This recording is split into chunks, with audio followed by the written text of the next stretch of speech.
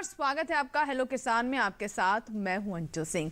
Hello किसान एक live phone in कार्यक्रम है जहां सीधे हम आप किसानों से जुड़ते हैं, आपके सवालों के बारे में हम बात करते हैं और उनका हमारे विशेषज्ञ लाइव तुरंत जवाब देते हैं। हमेशा की तरह आज फिर हम 2 विषय लेकर आए हैं आपके लिए हेलो किसान में। आइए नजर डालते हैं सबसे पहले आज के विषय पर।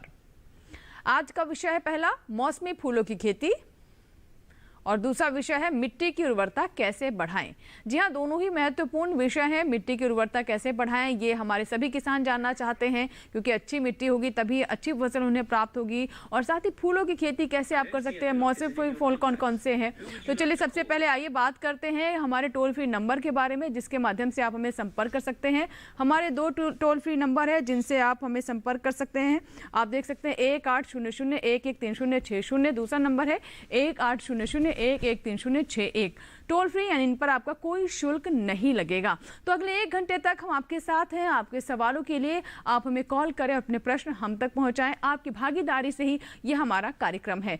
हमारे जो मेहमान हैं आइए उनसे मुलाकात आपकी करवा देते हैं। हमारे साथ हैं डॉक्टर एस सिंधु जी, जो कि अध्यक्ष है पुष्प विज्ञान संभाग IARI पूसा नई दिल्ली से। बहुत बहुत स्वागत है आपका डॉक्टर साहब हमारे कार्यक्रम में। आप हमें बताएंगे फूलों के बारे में, मौसमी फूलों की खेती किस प्रकार हमारे किसान कर सकते हैं और कौन कौन से फूल हैं जिनका वो चुनाव करें जिससे वो ज़्यादा लाभ ले सकते हैं।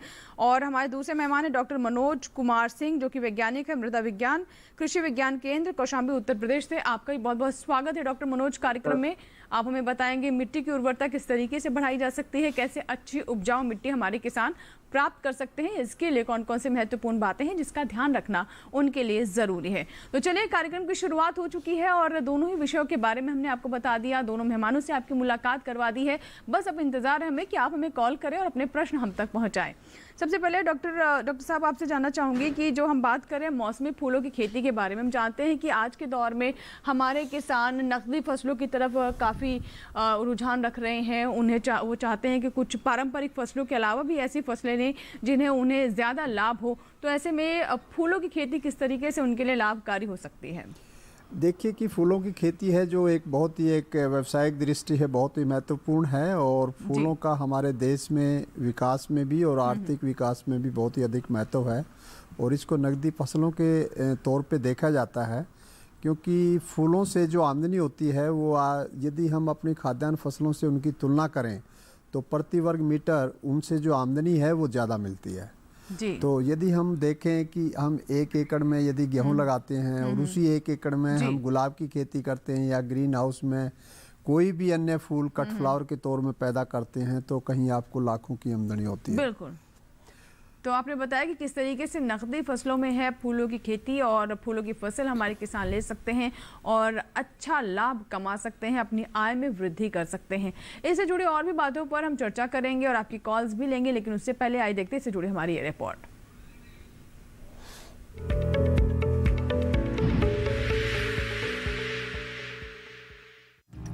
बसंत ऋतु आने पर चारों ओर फूलों की बहार छाई होती है। फूलों के राजा गुलाब इस समय चारों ओर अपनी सुंदरता बिखेरते दिखाई देते हैं, लेकिन इस सुंदरता को बनाए रखने के लिए इनकी देखभाल भी जरूरी है।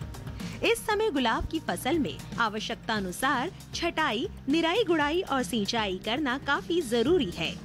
गुलाब के खेतों में गोबर की सड़ी हुई खाद 10 टन प्रति हेक्टेयर के अलावा 100 से 200 ग्राम कैल्शियम, अमोनियम नाइट्रेट प्रत्येक 4 पौधों के समूह की दर से छटाई के बाद 2 बार में दे। गर्मी वाले फूलों की बिजाई भी इसी महीने में पूरी कर ले। किसान प्रमुख रूप से बालसम, फ्रेंच गेंदा, पेटूनिया, पोर्चुलाका, साल्विया, सूरजमुखी, जिनिया और वर्वीना आदि लगा सकते हैं। बिजाई के बाद नियमित रूप से नर्सरी की सिंचाई करते रहे और निराई गुड़ाई करके खरपतवार निकाल दे। फूलदार पेड़ व झाड़ियाँ और हेज लगाना पूरा कर ले। मई जून में लगने वाले घास के लॉन की जमीन की तैयारी भी इस महीने से शुरू कर दे। कट फ्लावर के लिए मुख्यतः जरबेरा, गुलदाउदी, गुलाब, ग्लैडियोलस और रजनीगंधा प्रचलित है। ग्लैडियोलस में कंद लेने के लिए पौधे को मिट्टी से 15 से 20 सेंटीमीटर ऊपर से काटकर छोड़ दे और सिंचाई करे।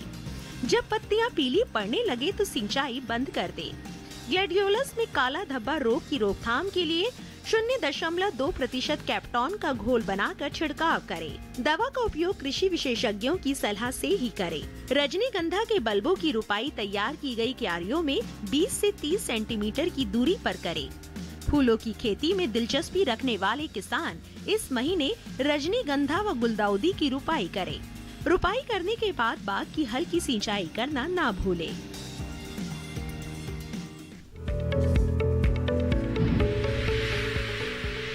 तो भी आपने फूलों की खेती पर ये रिपोर्ट देखी और अलग अलग फूलों के बारे में हमने आपको जानकारी दी कि कौन सी उनकी अच्छी किस्में हैं, किस समय उनकी बुआई की जा सकती है और तुड़ाई उपरांत भंडारण कैसे किया जाए, मार्केटिंग कैसे किया जाए, ये सब बातें भी बहुत महत्वपूर्ण हो जाती हैं फूलों की खेती में।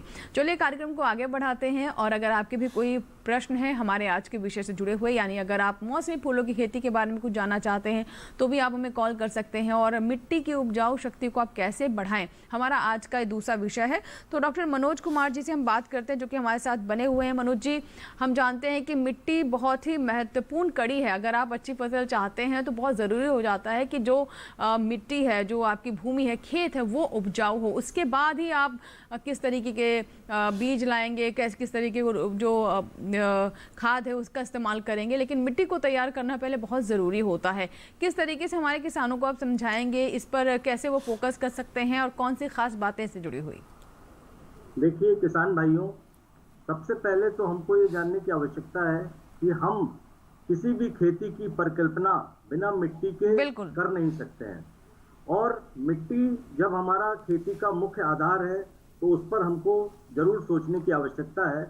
जिस प्रकार से हम अपनी मिट्टी को अपनी धरती माता कह देते हैं और धरती माता की कोख में जो भी बच्चा या उसका विकास या भी उसके अंकुरण की जो पोषक तत्वों की आवश्यकता होती है, उसी प्रकार से हमारी धरती माता में यदि हम कोई बीज डालते हैं तो बीज के विकास के लिए, पौधों के विकास के लिए और उनके पोषक तत्वों की बहुत बड़ा योगदान होता है। तो उसी प्रकार से हमको अपनी मिट्टी के लिए भी पोषक तत्वों का विशेष महत्व देना चाहिए। बिल्कुल।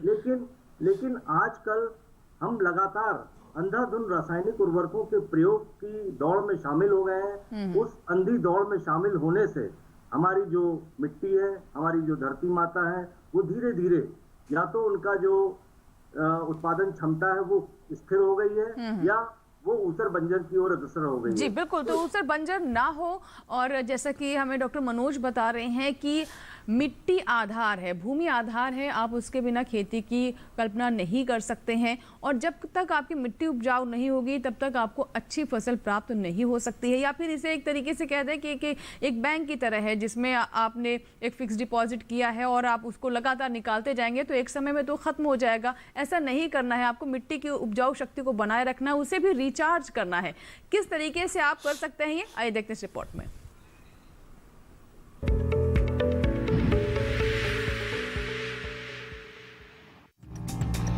अच्छी पैदावार के लिए मिट्टी का उर्वर होना बहुत जरूरी है। मिट्टी ही खेतों की जान होती है, लेकिन अक्सर हम ज्यादा पैदावार के लिए रसायनों का अधिक उपयोग कर लेते हैं, जिससे हमारे खेत की मिट्टी पर बुरा प्रभाव पड़ता है। मिट्टी स्वस्थ होगी तो पैदावार में इजाफा होगा और किसानों की आय भी बढ़ेगी।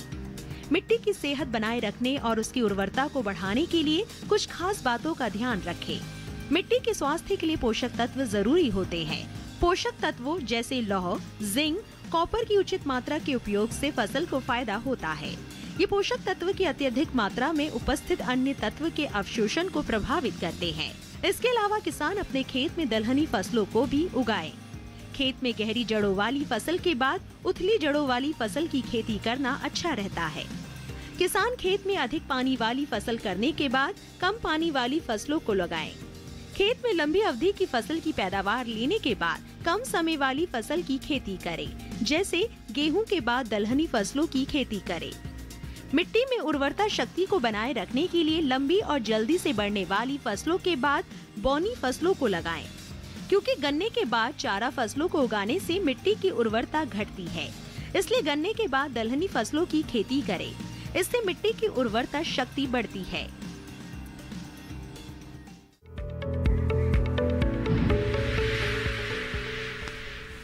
और देखिए कार्यक्रम में हमारे पहले कॉलर भी जुड़ चुके हैं, रोहन सिंह है जिन्होंने उत्तर प्रदेश से में कॉल किया है। आइए बात करते हैं। रोहन जी बताइए क्या सवाल है आपका। रोहन जी मुझे सुन पा रहे हैं आप? हेलो रोहन जी, क्या जी आप तक हमारी आवाज पहुंच पा रही है? हमें साहब गेंदा लगाना है। अच्छा, गेंदा लगाना चाहते हैं आप? गेंदे के फूल की खेती करना चाहते हैं? हाँ जी, गेंदा लगाना है। गेंदा और उसके बारे में पूछ रहे थे बीज। हाँ,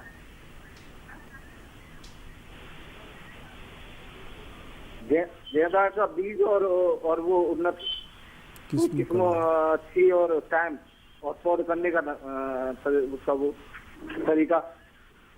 जी जी डॉक्टर सिंधु जी क्या बताना चाहेंगे? देखिए ये अलीगढ़ से जो किसान हैं रोहन सिंह, इन्होंने गेंदे के बारे में पूछा और गेंदे के बारे में पौध लगाने का तरीका और वैरायटी जो चाहिए जी, किस्मों के बारे में जानना चाहते हैं। हाँ, आपका सवाल हमें समझ में आ गया रोहन सिंह जी। जैसे देखिए कि गेंदा एक बहुत ही महत्वपूर्ण फूल है और गेंदे को लगाने का जो समय है वो गर्मियों में भी लगाते हैं, सर्दियों में भी लगाते हैं और बरसात के मौसम में भी गेंदा लगाते हैं। गेंदा एक ऐसा फूल है जो पूरे वर्ष साल में 3 बार लगाया जा सकता है और इसको लगातार इससे आप इनकम प्राप्त कर सकते हैं। जो सर्दियों में किस्में निकाली गई हैं वो हमारे भारतीय कृषि अनुसंधान संस्थान जो हमारा नई दिल्ली में है IRI, तो हमारे संभाग से ही निकाली गई हैं। उसमें पूसा अर्पिता है, पूसा दीप है और उसमें पूसा नारंगी गेंदा, पूसा बसंती है और उसमें आप उन किस्मों को आप सर्दियों में लगा सकते हैं सितंबर अक्टूबर के महीने में। लेकिन अब जो किस्में लगेंगी वो गर्मी वाली लगेंगी। काफ़ी किसान भाइयों ने पहले से लगा भी चुके हैं और इसमें खास करके अभी लड्डू गेंदा जिसको हम बोलते हैं, जो कलकतिया गेंदा भी उसको कहते हैं, वो कटिंग के माध्यम से लगाया जा सकता है। कुछ लोगों ने तो शायद लगा भी दिया है और उसमें हम ये बताना चाहेंगे कि उसमें एक है BM1 BM2, विधान मैरीगोल्ड 1, विधान मैरीगोल्ड 1, विधान मैरीगोल्ड 2 किस्में बहुत ही प्रचलित हैं और ये विधान चंद्र कृषि विश्वविद्यालय जो कल्याणी कलकत्ता में स्थित है वहाँ से निकली हुई हैं और ये लड्डू गेंदा के नाम से जाना जाता है। इसको कटिंग के माध्यम से आजकल किसान लगाते हैं और मार्केट में भी इसका बीज मिलता है, तो इसको लगा सकते हैं। उसके बाद फिर आने वाले समय में हमारी जो अन्य किस्में हैं, खास करके पूसा दीप है और पूसा नारंगी है, पूसा बसंती है, उसको आने वाले समय में जुलाई अगस्त सितंबर के महीने में उसको लगा सकते हैं, जो कि आपका दशहरा दिवाली तक उसका फूल देगा। आजकल गेंदा जो सर्दियों में लगाया था जिन किसान भाइयों ने, वो गेंदा आजकल पकने वाला है और अभी वो फूल पे है, फूल भी उसका ओवर हो चुका है, उसमें बीज भी बन चुका है, तो उसको बीज को भी निकाल लेना चाहिए ताकि आने वाले सीजन में वो बीज उनको काम आएगा। और जहाँ तक लगाने का अंजू सिंह इन्होंने पूछा कि लगाने की दूरी, अक्सर गेंदे को पौधे से पौधे की दूरी हम 30 सेंटीमीटर 1 फुट रखते हैं, जबकि लाइन से लाइन की दूरी जो है हम अफ्रीकन मैरीगोल्ड में 1.5 फुट रखते हैं। जी बिल्कुल, और बहुत अच्छा फैसला है आपका, ये बहुत अच्छी आपने प्लानिंग की है, क्योंकि गेंदे की बात करें तो इसकी मांग जो है वो भी साल भर बनी रहती है और अन्य फूलों के अनुसार इसकी खेती भी उतनी जटिल नहीं होती, आसान रहती है। तो आप गेंदे की खेती कर सकते हैं और कौन कौन सी अच्छी किस्में हैं जिसका आप यहाँ पर चुनाव कर सकते हैं अगर आप गेंदे की खेती करना चाहते हैं, इसके बारे में भी डॉक्टर सिंधु जी आपको बताया ही है। फिलहाल बढ़ते आगे और अब बात कर लेते हैं डॉक्टर मनोज कुमार सिंह से। डॉक्टर मनोज जी, जैसे कि मिट्टी की उपजाऊ शक्ति के बारे में बात कर रहे हैं, तो ये तो हमारे किसान जानते हैं, ये बहुत ही बेसिक होता है खेती का कि मिट्टी उपजाऊ होनी चाहिए तभी आपको अच्छी फसल मिलेगी। लेकिन कई बार शायद किसान ये नहीं समझ पाते हैं कि जिन रसायनों का वो इस्तेमाल कर रहे हैं, अभी तो आपको लग रहा है कि आपकी फसल लहला रही है, अच्छी फसल मिल रही है, लेकिन इसके दूरगामी परिणाम बहुत गंभीर हो सकते हैं। तो आप क्या बताना चाहेंगे कि किस तरीके से हमारे किसान जो अभी जैविक खेती से नहीं जुड़े हैं और इन रसायनों का इस्तेमाल कर रहे हैं, बैलेंस तरीका कैसे हो? देखिए किसान भाइयों, हमारे किसान भाई अज्ञानतावश अधिक उत्पादन के लालच में अपनी भूमि को रासायनिक उर्वरकों के अधिक प्रयोग से उसको खराब कर रहे हैं और उसके लिए हमको सबसे पहले ये संकल्प लेना होगा, जो कि हमारी सरकार की भी मंशा है कि हमको 2022 तक अपनी खेती से आय किसानों की 2 गुनी करनी है। वो उसका सबसे पहला सूत्र ये होगा कि यदि किसान भाई कोई भी खेती करने जा रहे हैं तो उसमें सबसे पहले अपनी मिट्टी की जांच को करवाएं और जांच के आधार पर मृदा मृदा स्वास्थ्य कार्ड बनवाने के बाद उसमें जो भी मृदा परीक्षण प्रयोगशाला द्वारा परिणाम दिए जाए उसके आधार पर ही पोषक तत्वों का प्रयोग करें, जिससे कि हमारी जो खेती की बढ़ती हुई लागत है उस पर भी हम कंट्रोल कर सकते हैं और जो हमारी मिट्टी का, हमारी धरती माता का जो स्वास्थ्य खराब हो रहा है उसको भी हम खराब होने से रोक सकते हैं। तो सबसे पहले हमको अपनी माटी की जांच करवाने की आवश्यकता है जी। दूसरा हमको ये ध्यान देने की आवश्यकता है कि हम केवल अपने खेत से लेने की लालसा न करें, लेने के साथ साथ उसको हम जीवांश के रूप में उसको कुछ दें। यदि हम जीवांश के रूप में उसमें कुछ देंगे नहीं तो धीरे धीरे हमारे जो मिट्टी में मित्र कीट है वो खत्म हो जाएंगे और जो हमारी स्वस्थ मृदा है उसमें जीवांश कार्बन की प्रतिशतता कम हो जाएगी। और जीवांश कार्बन की जब प्रतिशतता कम हो जाएगी तो अभी तो ये मृदा परीक्षण प्रयोगशाला के परिणामों में परिलक्षित हो रहा है कि हमारी जो मिट्टी की जीवांश कार्बन प्रतिशतता है वो 0.3 से 0.4% के बीच में आ गई है। लेकिन जो हमारी स्वस्थ मृदा है उसमें 0.8% जीवांश कार्बन की प्रतिशतता होनी चाहिए। धीरे धीरे अगर ये घटकर 0.0% पर आ गई तो निश्चित मानिए कि हमारी मिट्टी जो हमको उत्पादन देती है उसकी उत्पादन क्षमता बिल्कुल खत्म हो जाएगी और वो एक मृत के समान हो जाएगी, मृत शरीर के समान। आप परिकल्पना नहीं कर सकते कि जिस प्रकार से हम किसी मृत शरीर में कोई भी इंजेक्शन चाहे कितना भी महंगा से महंगा हो उसको लगाकर उसको जीवित नहीं कर सकते, उसी तरह हम अगर अधिक रासायनिक उर्वरकों का प्रयोग करेंगे तो हम अपनी मिट्टी को मृत कर देंगे और उसमें कोई उत्पादन हम नहीं ले पाएंगे। बिल्कुल, तो मिट्टी नष्ट ना हो और आपको ये पता हो कि किस वक्त आपको विराम लगाना है। पोषक तत्व तो कौन कौन से हैं जिनकी आपकी मिट्टी में कमी हो रही है, इसके लिए सॉइल हेल्थ कार्ड बनवाना बहुत ज़रूरी है, जिसके बारे में हम लगातार आपको अलग अलग कार्यक्रम के माध्यम से बताते भी रहते हैं। ये एक तरीके से आपकी मिट्टी की उपजाऊ शक्ति का रिपोर्ट कार्ड है, जिससे आपको ये पता चलेगा कि किन चीज़ों की कमी है जिन्हें दूर करना बहुत ज़रूरी है, या फिर आपकी मिट्टी की उपजाऊ शक्ति कितनी है। तो इन सभी बातों की जानकारी के लिए आप सॉइल की टेस्टिंग ज़रूर कराएं। एक कॉलर हैं जिन्होंने हमें कॉल किया है, सत्यनारायण जी हैं, बैतूल मध्य प्रदेश से इन्होंने हमें फोन लगाया है। आइए बात कर लेते हैं। सत्यनारायण जी, स्वागत है आपका हेलो किसान में। बताइए सवाल क्या है आपका। कॉल किया है, सत्यनारायण जी हैं, बैतूल मध्य प्रदेश से इन्होंने हमें फोन लगाया। आइए बात कर लेते हैं। सत्यनारायण जी, आगे आपसे हम बातचीत करें उससे पहले आपसे एक निवेदन है कि कृपया आप टेलीविजन की आवाज कम कर दें, हमें असुविधा होती है आपकी बात सुनने में। और ये मैं दूसरे दर्शकों से भी अनुरोध करना चाहूंगी। जी सत्यनारायण जी, टीवी की वॉल्यूम कम कर दें, पहले आप बंद कर दें बल्कि। Hello hello. हाँ मैडम जी। सत्यनारायण जी, आपसे मैं यहाँ पर अनुरोध करना चाहूंगी, टेलीविजन की आवाज़ पहले आप बंद कर दीजिए, क्योंकि आपकी बात सुनने में, आपके सवाल को समझने में असुविधा होती है इससे। हाँ मैडम,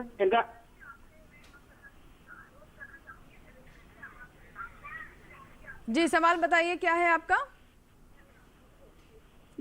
सत्यनारायण जी सवाल बताएं। हाँ मैडम, मेरा गेंदा का फूल लगाना है मैडम। गेंदे का फूल लगाना है आपको? गेंदे का फूल लगाना है मैडम, पौधा।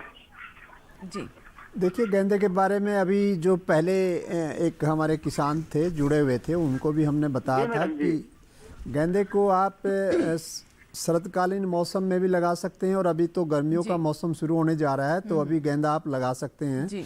और अभी देखते हैं कि एक तो अफ्रीकन जायंट वैरायटी है, बहुत पुरानी वैरायटी है, बाज़ार में भी उसका, आपको बाज़ार में भी उसका बीज मिल जाएगा और किसानों के यहाँ भी उसका बीज उपलब्ध है। और बहुत सारे किसान हमारे दिल्ली के क्षेत्र में, खास करके एनसीआर क्षेत्र में इसकी खेती करते हैं। और यहाँ तक कि जो लड्डू गेंदा होता है गर्मियों में और बरसात के मौसम में भी वो चलता है, उसको भी किसान भाई लगाते हैं।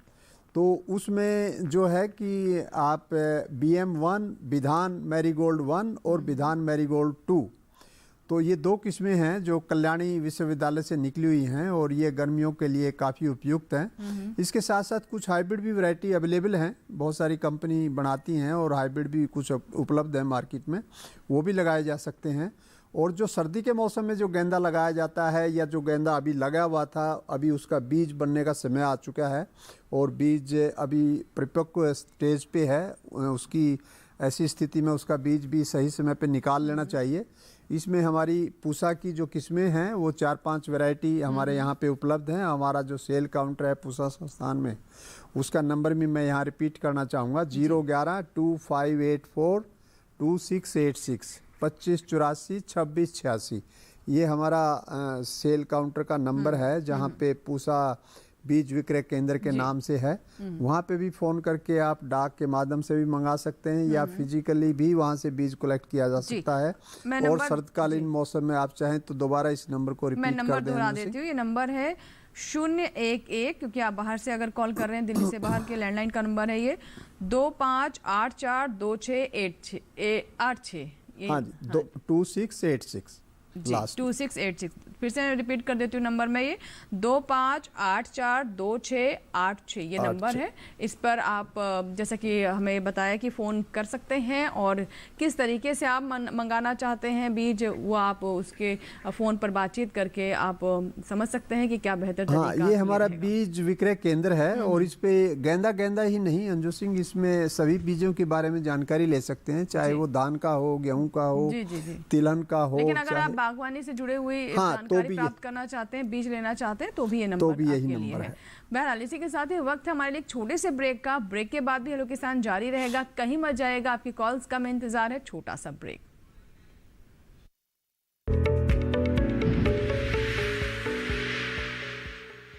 अरे भाई सुना नहीं क्या, केसीसी ने किसानों का जिंदगी बदल दिया है। देश के छोटे किसान 1,60,000 रुपये तक का कर्ज बिना किसी गारंटी को ले पाएंगे। ब्याज खोरों से भी पीछा छूटा। मैं तो जैविक खेती का पूरा सामान मंगा लिया, केसीसी का भी कोई दबाव नहीं है। ब्याज चुकाने के लिए पूरा 1 साल मिलता है। समय पर भुगतान करने पर केवल 4% के सालाना ब्याज पे लोन मिल गया मुझे। अपना आधार कार्ड, लेटेस्ट फोटो और जमीन के कागजात लेके अप्लाई करो बस।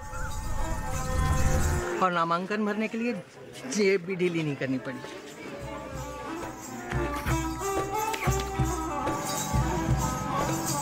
चाचा, उधार चुकाने के 24 घंटे के बाद उतने ही पैसे वापस निकाल सकते हैं।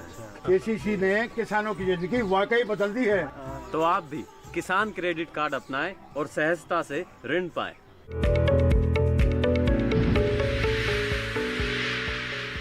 ब्रेक के बाद हेलो किसान में एक बार फिर आपका स्वागत है। तो अगर आप अभी हमारे कार्यक्रम से जुड़ रहे हैं, आपने अभी टेलीविजन ऑन किया है, तो आपको बता दें कि हेलो किसान में आज 2 विषय हैं। आज हम बात कर रहे हैं मौसमी फूलों की खेती के बारे में और साथ ही आपको जानकारी दे रहे हैं कि मिट्टी की उपजाऊ शक्ति को आप कैसे दुरुस्त कर सकते हैं और बढ़ा सकते हैं।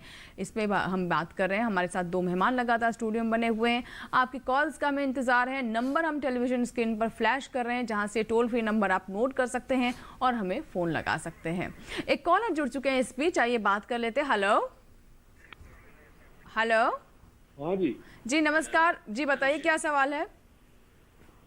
मेरा सवाल ये है कि पोली हाउस में जो हम सब्जियों की खेती करते हैं, खीरा, शिमला मिर्च आदि की, क्या उससे ज्यादा फूलों की खेती से फायदा हो सकता है? ज्यादा फलों की, एक बार फिर से दोहराइए सवाल। फूलों की खेती में क्या ज्यादा फायदा है?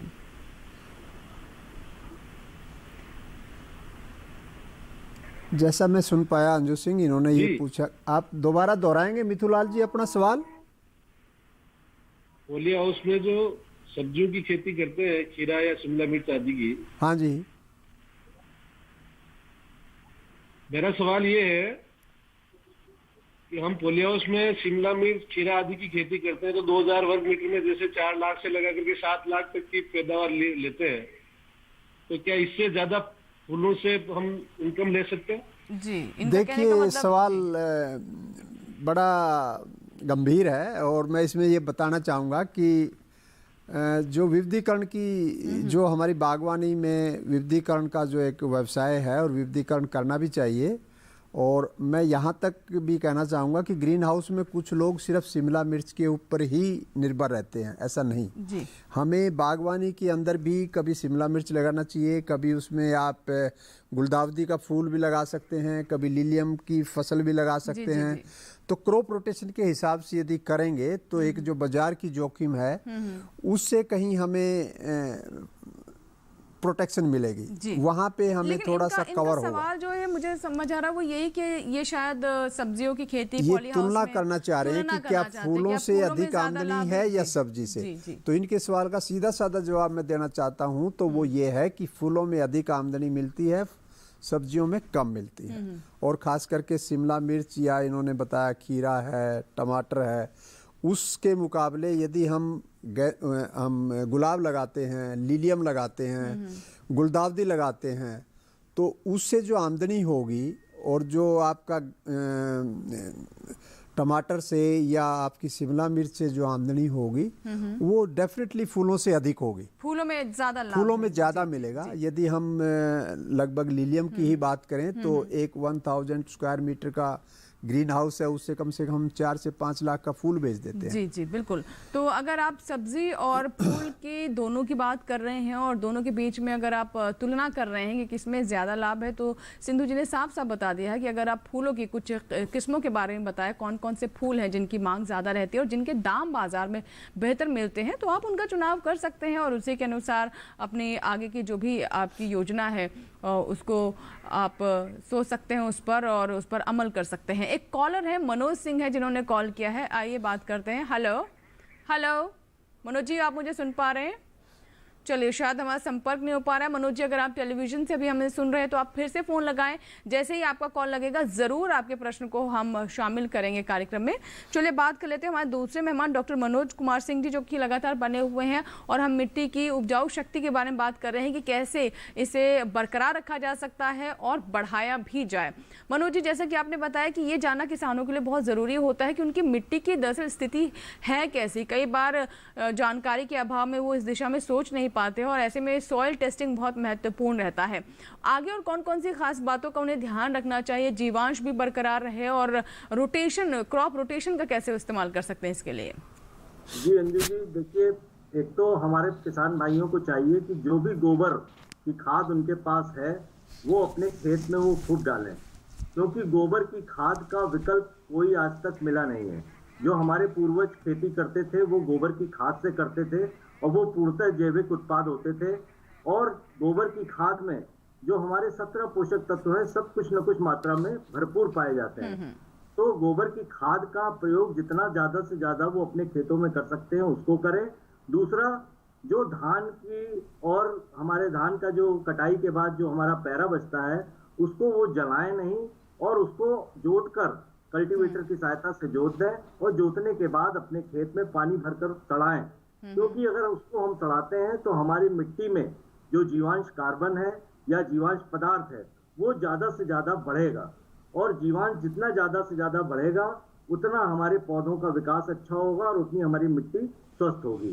क्योंकि देखिए मिट्टी में जो हमारा जीवांश कार्बन है वो क्या है, जीवांश कार्बन या ह्यूमस हमारे शरीर में जो हीमोग्लोबिन होता है वो हीमोग्लोबिन की तरह होता है। मिट्टी का हीमोग्लोबिन जीवांश है और जब मिट्टी में जीवांश नहीं होगा तो वो उसमें जो जैसे हमारे हीमोग्लोबिन बढ़ता रहता है शरीर में तो हमारा शरीर स्वस्थ रहता है। और जब हमारी मिट्टी में जो हमारा हीमोग्लोबिन है जीवांश, जब वो हमारी मिट्टी में पर्याप्त मात्रा में होगा तो हमारी मिट्टी स्वस्थ होगी। तो हमें अपने मिट्टी के हीमोग्लोबिन को बढ़ाने के लिए चाहे गोबर की खाद हो, चाहे संतुलित रासायनिक उर्वरकों का प्रयोग हो, चाहे हरी खाद का प्रयोग हो, इन चीजों का प्रयोग करके हमको अपनी मिट्टी को बिल्कुल, तो जैसा कि आपने यहाँ पर संतुलित तरीके से इस्तेमाल करना है ये बहुत ज़रूरी है। और कई बार हम देखते हैं कि किसानों को लगता है हम यूरिया ज़्यादा डाल देंगे तो हमारी फसल ज़्यादा लहलहाएगी, ज़्यादा अच्छी पैदावार मिलेगी, लेकिन कई बार यहाँ पर उनसे चूक भी हो जाती है, इसीलिए संतुलित इस्तेमाल बहुत ज़रूरी है। हमारे साथ एक कॉलर हैं हरी सिंह है जिन्होंने पंजाब से हमें कॉल किया है, आइए बात कर लेते हैं हरी जी से। जी हरी सिंह जी, बताइए क्या सवाल है आपका? नमस्कार डॉक्टर साहब जी। नमस्कार जी, नमस्कार हरि सिंह जी। डॉक्टर साहब जी, गेंदा लगा रखा है और उसके जो फूल है ना वो सूख के गिर रहे हैं और दूसरा सवाल है जी, अगर गुलाब कलमों द्वारा लगाना हो तो फिर उसका कोई ढंग और तरीका बताया जाए जी। धन्यवाद, मेहरबानी बहुत। जी शुक्रिया। हरि सिंह जी ने पूछा कि एक तो गेंदा लगाया है तो उसमें एक तो आप मिट्टी चढ़ाएं और थोड़ा सा हल्की सिंचाई रखें। अभी थोड़ा तापमान बढ़ चुका है और तापमान 35 से 37 तक भी पहुंच जाता है कई बार तो। और गेंदा यदि आपने गर्मियों का लगाया है तो उसकी आप थोड़ा पिंचिंग कर दें, ऊपर से थोड़ी उसकी तोड़ाई कर दें ताकि बगल से उसमें शाखाएं निकलें। और यदि उसमें कोई कीड़े का प्रकोप नहीं है और कोई आपको लगता है कि कोई उसमें चेपा लगा हुआ है या कोई माहू है, तो कई बार क्या है कि अभी दूसरी फसलों से आके और उस पर आ जाता है तो उसमें आप हल्का कोई मेटासिस्टोक का हल्का स्प्रे करें, अन्यथा उसको पिंचिंग के हिसाब से ऊपर से उसकी शीर्ष कला को तोड़ दें ताकि बगल से और शाखाएं निकलेंगी और धीरे धीरे पौधा और ग्रो करेगा और एक ही पौधे पे ज़्यादा से ज़्यादा 50 से 60 तक फूल आएंगे। दूसरा सवाल बताया कि जो गुलाब है, गुलाब को वैसे कटिंग से लगा सकते हैं, लेकिन ज़्यादातर देसी किस्म की जितनी भी वैरायटी हैं उनको तो आप कटिंग से लगा सकते हैं। और कटिंग पहले लोगों ने लगाई भी होंगी, दिसंबर से लेके कटिंग लगाना शुरू कर देते हैं, दिसंबर और जनवरी के महीने में। और कटिंग से सिर्फ देसी गुलाब ही संभव होगा, लेकिन जितना भी हमारा अंग्रेजी गुलाब है, हाइब्रिड टी जिसको हम बोलते हैं, उनको हमें आँख चढ़ानी पड़ेगी। एक कॉलर है, हम पहले बात कर लेते हैं फिर और जानेंगे। राजेंद्र कुमार जी हैं जिन्होंने हमें कॉल किया है। राजेंद्र जी, आप मुझे सुन पा रहे हैं? राजेंद्र जी, आप तक मेरी आवाज पहुंच पा रही है? हाँ मैडम, पहुंच रही जी। स्वागत है हेलो किसान में। राजेंद्र जी बताइए सवाल क्या है। और राजेंद्र जी आपसे भी अनुरोध है टेलीविजन की आवाज पहले बंद कर दीजिए। हाँ पहुंच रही मैडम। जी शुक्रिया, बताइए सवाल। हाँ सर, हमारी मुख्य खेती आलू और सोयाबीन है, उसमें पीएच मान जमीन का क्या रहना चाहिए? आलू और सोयाबीन के बारे में आप जानना चाहते हैं? हाँ नहीं, खेती हमारी मुख्य खेती आलू और सोयाबीन है, तो भूमि का पीएच मान कितना है? मनोज कुमार जी हमारे साथ। मनोज जी जैसे कि बता रहे हैं कि ये अपनी मिट्टी का पीएच मान जानना चाहते हैं कि आलू और सोयाबीन की खेती में पीएच मान कितना रहना चाहिए, क्या बताना चाहेंगे आप? देखिए, आलू और सोयाबीन में यदि आप खेती करना चाहते हैं तो उसमें पीएच मान जो हमारे मिट्टी का है वो नॉर्मल पीएच मान होना चाहिए, यानी हमारा 8 से कम होना चाहिए जी। और 8 से कम पीएच मान का पता हम तभी लगा सकते हैं जब इन्होंने अपनी खेत की मिट्टी की जांच करवाई होगी, क्योंकि जांच के आधार पर जब इनका मृदा स्वास्थ्य कार्ड बनेगा तो उसमें इनको पता चल जाएगा कि हमारी मिट्टी में कितना पीएच मान है। और अगर 8.5 के ऊपर पीएच मान है तो उसमें ये सोयाबीन की और आलू की खेती कतई ना करें, क्योंकि उसमें उनका उत्पादन प्रभावित होगा। जी बिल्कुल। तो अभी आप जान गए होंगे कि पीएच मान कितना होना चाहिए ताकि आपको अच्छी पैदावार मिल सके। तो उम्मीद करते हैं कि आप मिट्टी की जांच ज़रूर करवाएंगे, तभी आपको पता चल पाएगा कि आपकी मिट्टी का पीएच मान वाकई में अनुकूल है या नहीं। बहरहाल इसी के साथ ही हमारे लिए वक्त हुआ एक छोटी सी ब्रेक का। ब्रेक के बाद भी हेलो किसान जारी रहेगा, आपकी कॉल्स का हमें इंतजार है। उम्मीद करते हैं ब्रेक के बाद ज़्यादा से ज़्यादा दर्शक अपने सवाल हम तक पहुंचाएंगे। कहीं मत जाएगा, देखते रहे हेलो किसान। छोटा सा ब्रेक।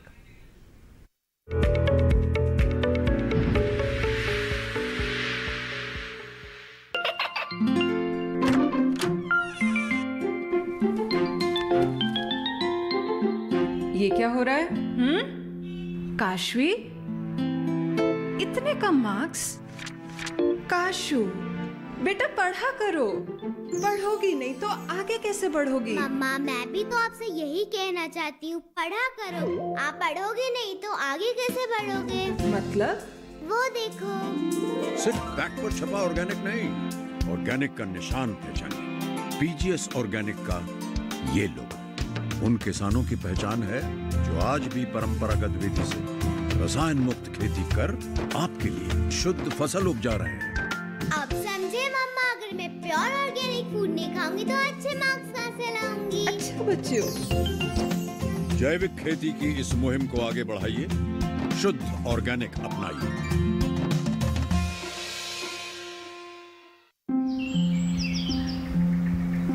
अरे अरे अरे क्या कर रहा है?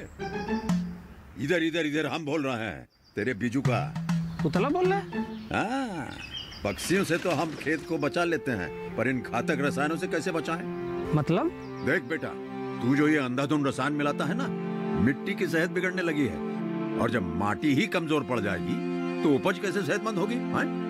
अरे पहले ऐसा नहीं था। पूछना अपने बड़े बुजुर्गों से, कैसे फसल लहलहाती थी, शुद्धता झलकती थी। हाँ, माटी भी तंदुरुस्त और लोग भी। पहली वाली बात कहाँ? पर अब तो सब यही डाले हैं। सब नहीं, आज भी लाखों जागरूक किसान परंपरागत विधि से फसल उगा रहे हैं। खर्चा कम और उपज की कीमत भी बेहतर पा रहे हैं। ठीक है भाई, मैं भी आज से जैविक खेती शुरू करूंगा। माटी से प्रेम की परंपरा है, परंपरागत खेती।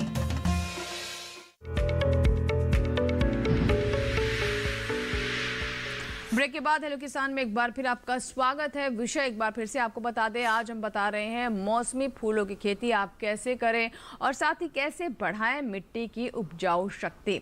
चलिए बातचीत को आगे बढ़ाते हैं और एक बार फिर से दोहराते हैं कि टोल फ्री नंबर जो है हम लगातार स्क्रीन पर फ्लैश कर रहे हैं और आपकी कॉल्स का हमें इंतजार है। डॉक्टर सिंधु, आप बता रहे थे कि किस तरीके से फूलों की खेती में आग चढ़ाने वाली बात आप बता रहे थे, इसको किस तरीके से? गुलाब में एक्चुअली आग चढ़ा करके नए पौधे तैयार किए जा सकते हैं। हरी सिंह जी ने एक सवाल पूछा था कपूरथला से। देसी गुलाब को तो आप कटिंग के माध्यम से बढ़ा सकते हो, और यदि आपके पास सिंचाई का उत्तम स्रोत उपलब्ध है तो आप कटिंग के माध्यम से कर सकते हो। लेकिन आग चढ़ाने की जो विधि है वो अंग्रेजी गुलाब में करते हैं, जिसको हाइब्रिड टी बोलते हैं।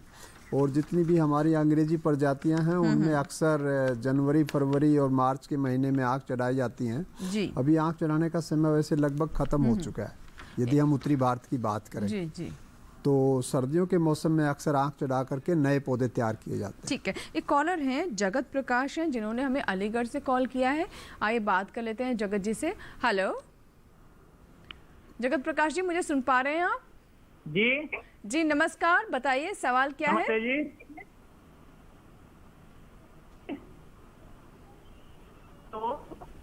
जी जगत प्रकाश जी, सवाल बताइए क्या है? आपकी आवाज आ जाती है, कभी नहीं आ रही है। जगत प्रकाश जी, मैं सुन पा रहे हैं आप? जी हाँ, मैं आपकी आवाज सुन रहा हूँ। जी बताएं, सवाल बताइए आपका क्या है? हाँ, मैं ये गुलाब खेती के लिए कह रहा था, गुलाब की खेती के लिए, और बीज कहाँ से मिलेगा और या पौध मिलेगी कहाँ से मिलेगी?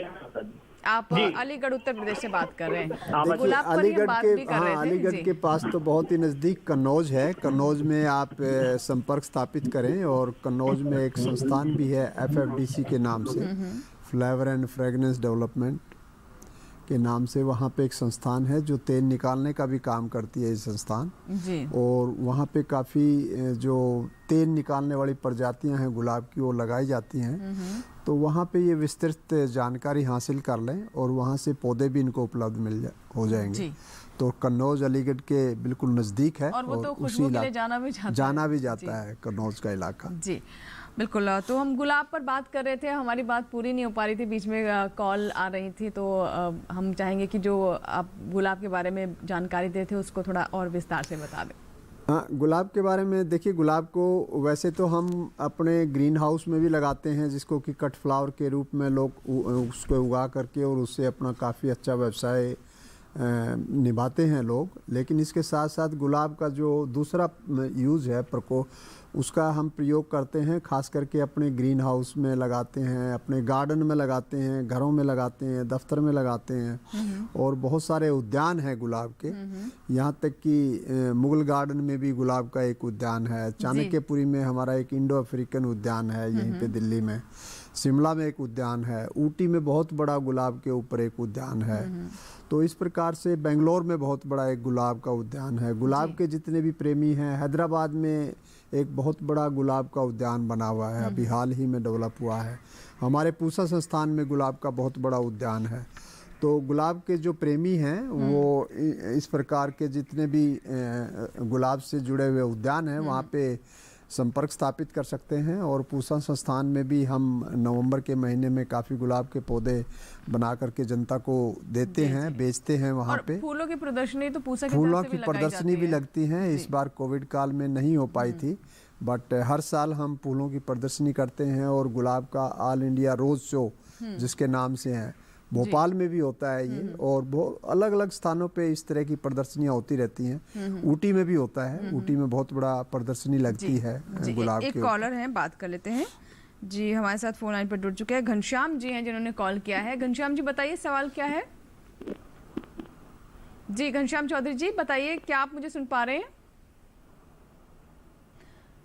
घनश्याम जी क्या आप तक मेरी आवाज पहुंच पा रही है? हाँ जी, हाँ सर जी आवाज आ रही है अभी। जी नमस्कार, स्वागत है हेलो किसान में आपका। सवाल बताइए। जी मैं जैविक खाद के बारे में जानकारी लेना चाह रहा हूँ, किस तरह बनाना है। मेरे पास में खाद होता है, जानवर भी है, खेती भी है। जी बहुत अच्छा प्रश्न है घनश्याम जी आपका। डॉक्टर मनोज क्या बताना चाहेंगे? ये बता रहे हैं इनके पास पशु भी है या नहीं? आवाज नहीं आ रही सर।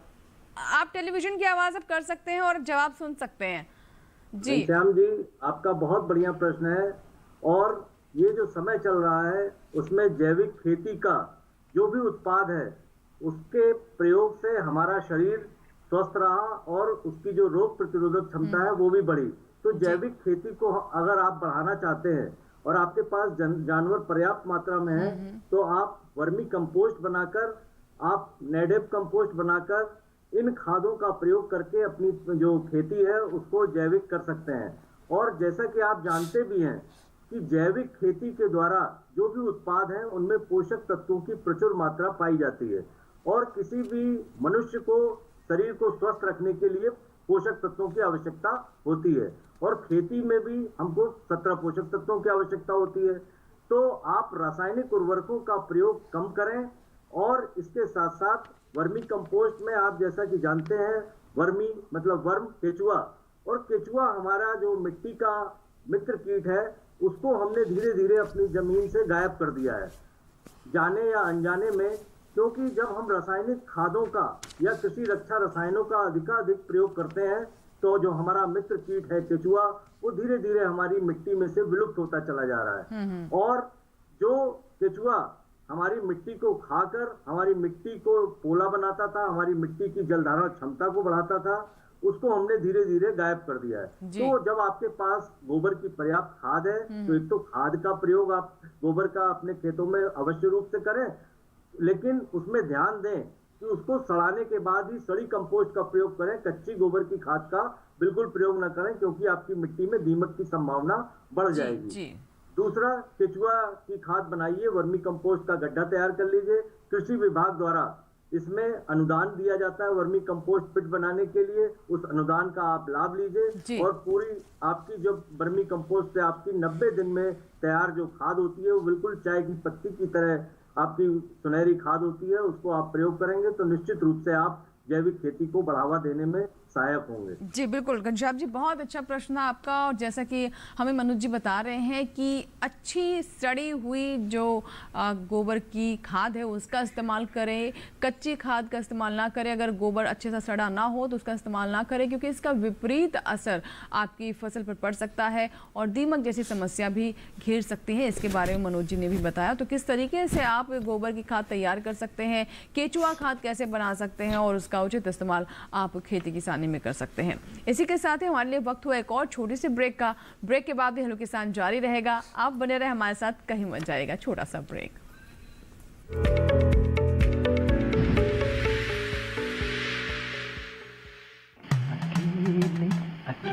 अरे वाह भैया, अकेले अकेले। अरे तू भी ले, पर खाएगा कैसे? मैं ऑर्गेनिक खेती की बात कर रहा रे बेटे। अकेले अकेले खेती कब तक करेगा? मतलब गांव में 20-25 किसानों का समूह बना के पंजीकरण करवा ले, फिर सरकारी ट्रेनिंग भी मिलेगी और मुफ्त जैविक बीज खाद भी। फिर पीजीएस ऑर्गेनिक की सरकारी मोहर के साथ तेरी उपज आकर्षक पैक में पहुंचेगी बड़े बाजार तक। अच्छा हाँ। अरे भाई कहाँ चल दिया? सबको साथ लाने, आमदनी बढ़ाने। तो किसान भाई समझ गए ना?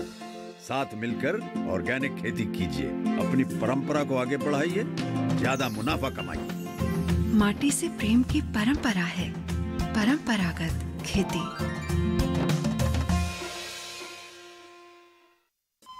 अरे सुन तो।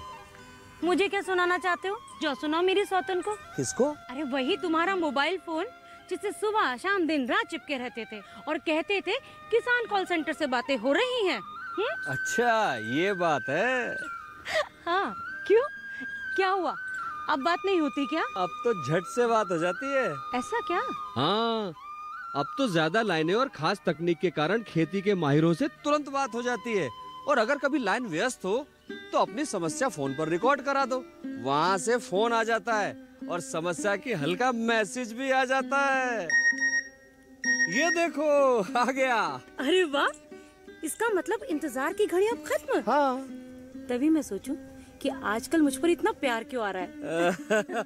कृषि संबंधी समस्याओं का अपनी भाषा में तुरंत हल पाने के लिए पूरे भारत में किसी भी फोन से हेल्पलाइन नंबर पर संपर्क करें। किसानों का दोस्त किसान कॉल सेंटर।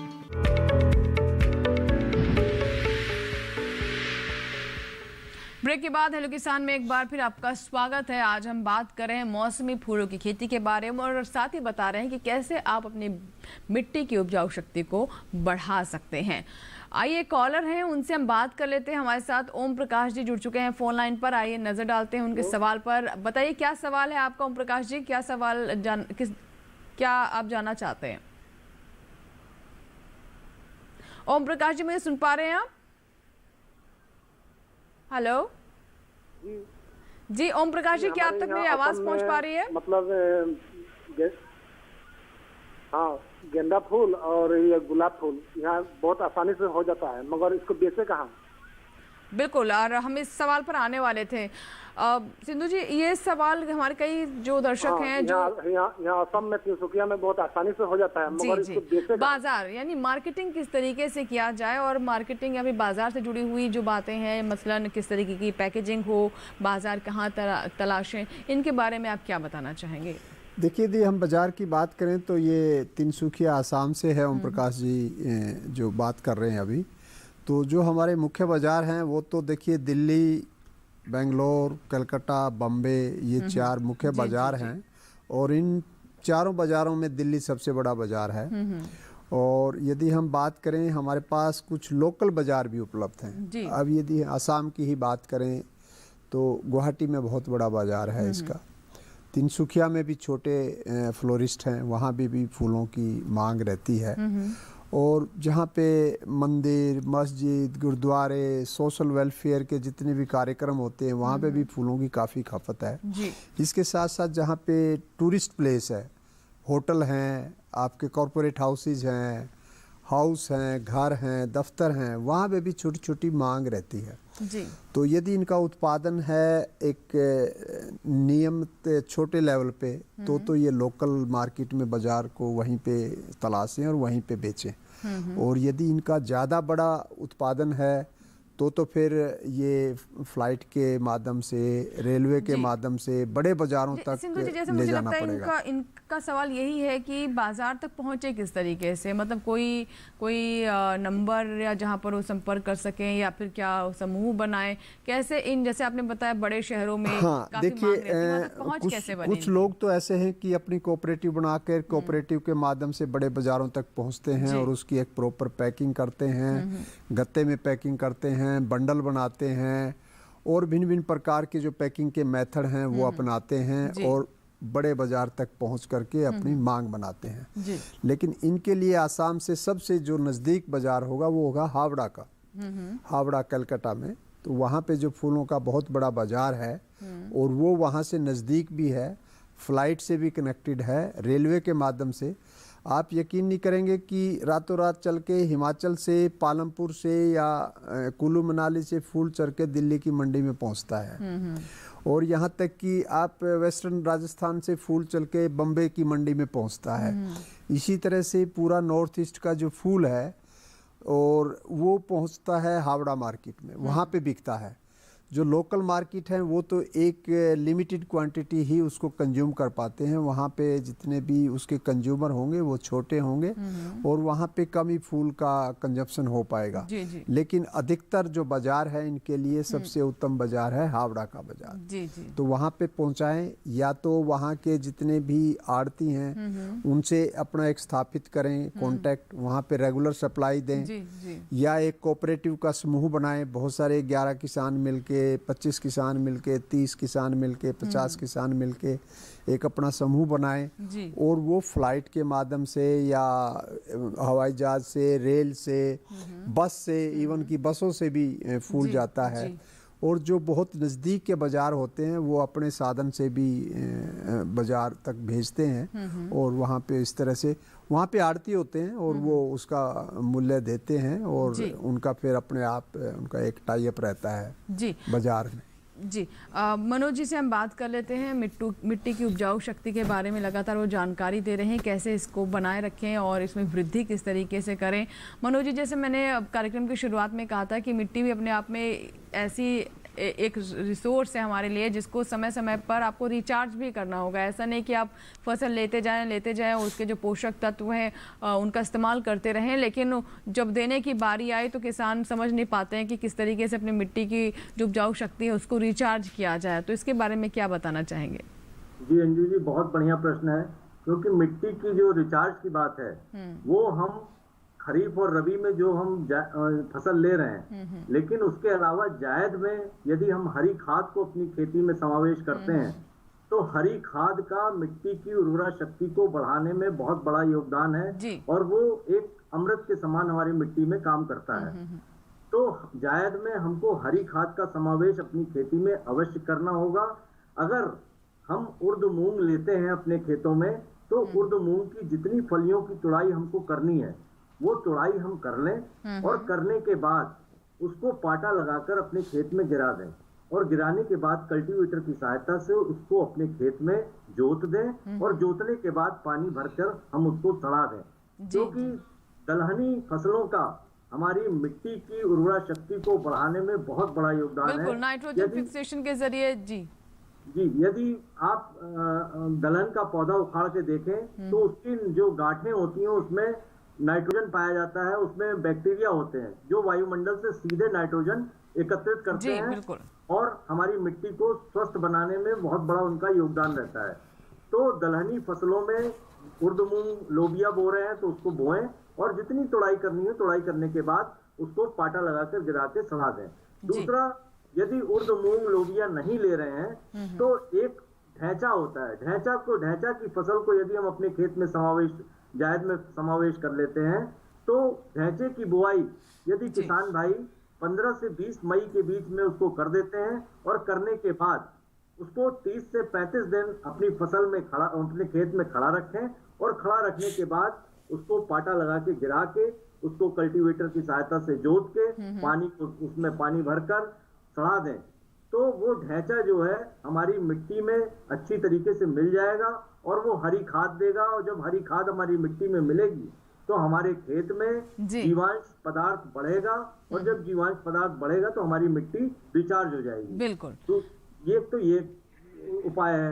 दूसरा, और जायद का ये समय भी चल रहा है, हमारे किसान इस समय का सही उपयोग कर सकते हैं। आपका खेत खाली ना रहे, फसल भी ले जिसको बेचकर आप दाम भी ले सकते हैं, अपनी आय में वृद्धि भी कर सकते हैं और साथ ही अगली फसल के लिए, अगले सीजन के लिए आप अपनी मिट्टी को तैयार भी कर सकते हैं और ये बहुत ही प्राकृतिक तरीका है जिसे हमारे किसान अपना सकते हैं। बहुत बहुत शुक्रिया डॉक्टर मनोज हमसे जुड़ने के लिए और किसानों को इतनी महत्वपूर्ण जानकारी देने के लिए आपका धन्यवाद समय निकालने के लिए।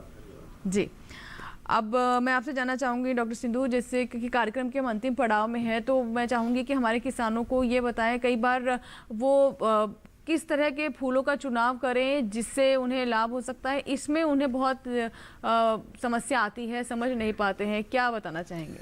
देखिए, अभी हम चर्चा भी कर रहे थे और मिट्टी के बारे में डॉक्टर मनोज कुमार सिंह ने बहुत ही विस्तृत रूप से जानकारी भी दी और फूलों के लिए भी, फूलों का अच्छा उत्पादन या गुणवत्ता वाले फूल पैदा करने के लिए भी आपको बहुत अच्छी मिट्टी की आवश्यकता रहती है और मिट्टी का जो पीएच मान होगा वो 6.5 से 7.5 के बीच में खास करके फूलों के लिए काफ़ी उत्तम रहता है।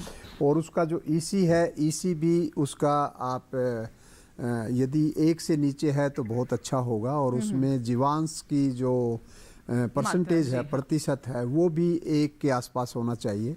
और जहाँ तक है फूलों का चुनाव, खास करके जो स्मॉल और मार्जिनल फार्मर हैं जिनके पास जोत कम है वो खास करके गेंदे से शुरुआत कर सकते हैं, लेकिन जो बड़े किसान हैं वो कट फ्लावर खास करके आप ग्लैडियोलस से, लिलियम से, गुलदाउदी से या गुलाब की खेती करके और ग्रीन हाउस में पूरे वर्ष फूल लेकर के अच्छा मुनाफा कमा सकते हैं। बिल्कुल, तो अच्छा मुनाफा आप कमा सकते हैं। और अगर आप छोटे किसान हैं तो आप गेंदे से शुरुआत कीजिए, गेंदे की तो मांग वैसे भी बनी रहती है। और अगर आप पॉली हाउस की व्यवस्था कर सकते हैं तो कट फ्लावर्स आप ले सकते हैं, उनकी खेती कीजिए और उनका बाज़ार भी काफ़ी बड़ा है और जहां पर आप बेच कर लाभ ले सकते हैं। बहुत बहुत शुक्रिया डॉक्टर सिंधु स्टूडियो में आने के लिए और फूलों की खेती पर इतने विस्तार से चर्चा करने के लिए और हमारे किसानों को जवाब देने के लिए बहुत बहुत धन्यवाद, आपका समय निकाला आपने। इसी के साथ ही आज के हेलो किसान में तो फिलहाल इतना ही, लेकिन अगले अंक का विषय क्या होगा आइए डालते हैं उस पर नजर। अगला हमारा विषय है भिंडी की खेती एवं देखभाल, साथ ही अनार में तकनीकी विधि से पैदावार बढ़ाएं। इन दोनों विषय पर हम बात करेंगे अपने अगले एपिसोड में। और अगर आप चाहें तो अपने सवाल हमें ईमेल कर सकते हैं। हमारा ईमेल एड्रेस है hellokisan2015@gmail.com।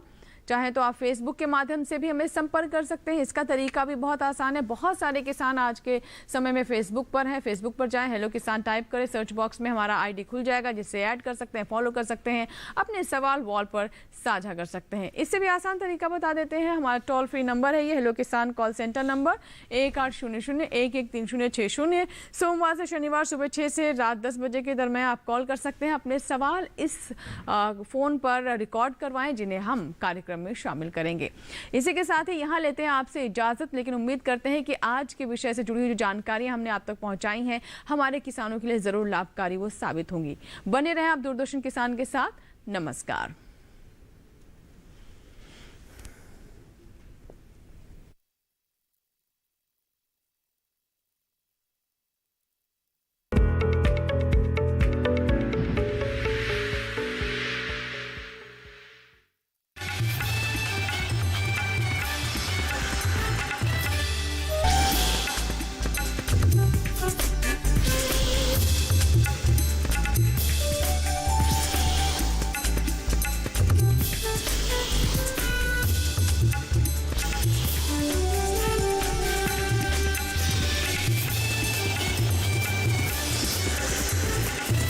किसान, बदलते भारत की शान।